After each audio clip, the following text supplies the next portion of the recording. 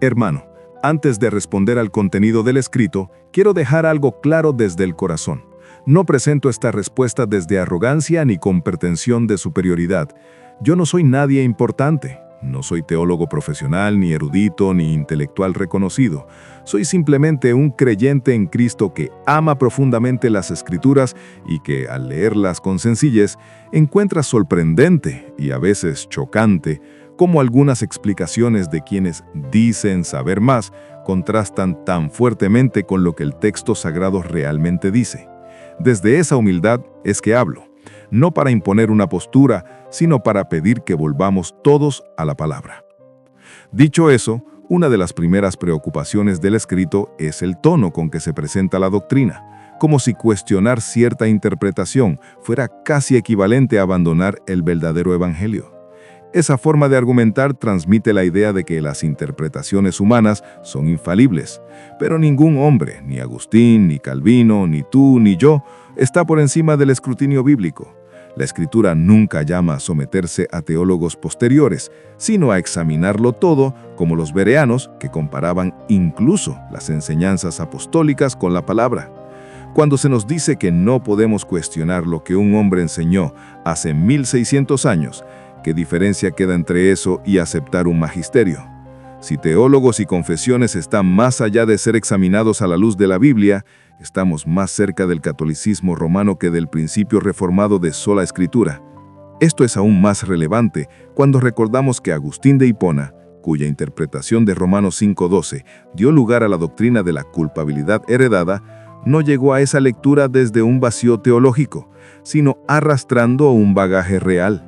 Su formación estuvo marcada por tendencias maniqueas y dualistas de su época, sistemas que enfatizaban la transmisión casi sustancial del mal, la corrupción esencial y la incapacidad absoluta del ser humano. No es falta de respeto reconocer esto, es simplemente admitir un hecho histórico. Y si un teólogo, por brillante que sea, trae consigo influencias que deforman ciertas doctrinas, lo menos que podemos hacer es examinar sus conclusiones con lupa bíblica, no tratarlas como si fueran indiscutibles. En cuanto al contenido, el escrito afirma que negar el pecado original destruye todo el evangelio. Pero aquí hay una confusión fundamental. Una cosa es afirmar la corrupción heredada, que la Biblia sí enseña, y otra es afirmar culpabilidad heredada, que la Biblia jamás afirma explícita ni implícitamente. Que por un hombre entró el pecado en el mundo, es una verdad bíblica, pero que por ese mismo hombre tú naciste culpable sin haber hecho nada, es una inferencia doctrinal ajena al texto. Romanos 5:12 nunca dice, todos pecaron en Adán. Esa frase es el resultado de una interpretación posterior. De hecho, Pablo mismo corrige esa idea cuando afirma, pero donde no hay ley, no se inculpa de pecado. Romanos 5:13. Si la culpa se transmitiera automáticamente, este verso carecería completamente de sentido. Pablo no diría que sin ley no hay culpa, si todos nacieran culpables por herencia. Tampoco es cierto que si la idea de culpa heredada, la obra de Cristo se convierte en mera motivación moral. Jesús no murió solo para borrar culpa jurídica, murió para vencer la muerte, destruir las obras del diablo, reconciliar todas las cosas, darnos vida eterna, regenerar, sanar y transformar. El Evangelio no se sostiene sobre la idea de que un bebé nace bajo condenación legal, se sostiene sobre la muerte y resurrección de Cristo por los pecados reales del mundo. La corrupción heredada afecta nuestra naturaleza, inclina nuestro corazón y explica la universalidad del pecado. Nuestros actos explican nuestra culpa y Cristo explica la liberación, reconciliación y vida nueva. Cuando el escrito dice que sin aceptar la culpa heredada, terminamos con un Cristo motivador y no un redentor, crea un falso dilema. El poder del Evangelio no depende de esa doctrina. De hecho, sostener que cada recién nacido es culpable, sin ley, sin conciencia y sin haber hecho nada, va en contra del mismo texto bíblico.